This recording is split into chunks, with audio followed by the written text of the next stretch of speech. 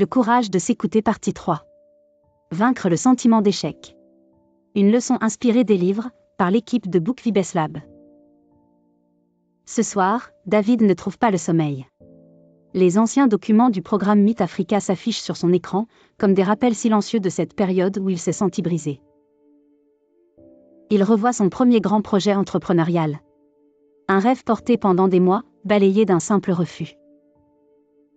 Son dossier, travaillé avec soin, n'a pas été retenu.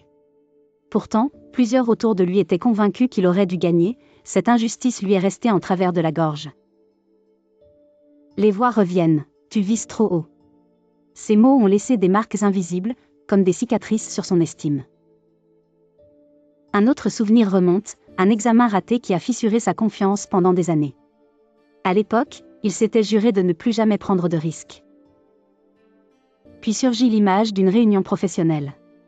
Son supérieur avait tourné son idée en ridicule devant tout le monde, déclenchant quelques rires étouffés autour de la table. Au fil du temps, ces échecs ont façonné en lui une voix intérieure toxique. Tu n'es pas capable. Tu n'es pas fait pour réussir.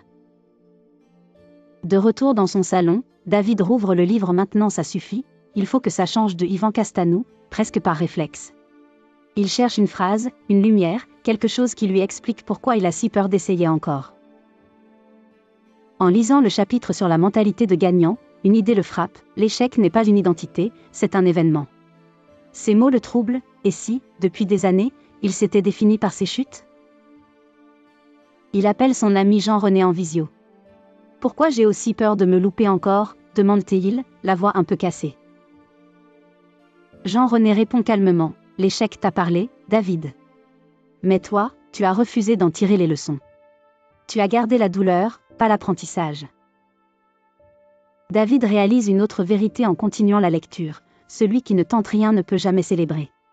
Il se rend compte qu'à force d'éviter la défaite, il s'est aussi privé de nouvelles victoires. Une pensée claire s'impose, il a laissé ses échecs conduire sa vie à sa place.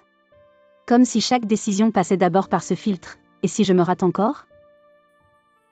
Assis à son bureau, il réalise, ma valeur ne se résume pas à mes erreurs. Rien qu'en posant cette phrase, il sent une fissure dans le vieux scénario qu'il se raconte depuis des années. Une petite énergie nouvelle naît en lui, timide mais réelle. Le sentiment que, peut-être, il peut réécrire l'histoire. Il prend une feuille et liste ses échecs, un par un.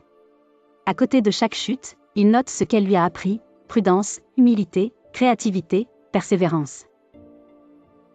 En relisant cette liste, il réalise qu'aucun échec ne l'a réellement détruit. À chaque fois, il s'est relevé, même si c'était plus lent, plus douloureux qu'il ne l'aurait voulu.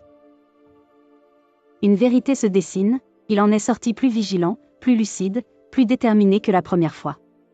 L'échec l'a blessé, mais il l'a aussi façonné. Le soir, il ferme les yeux et s'adresse à lui-même intérieurement, « Je t'ai trop jugé. Trop dur. Tu faisais du mieux que tu pouvais avec ce que tu savais. » David a compris que chaque échec cache une nouvelle chance.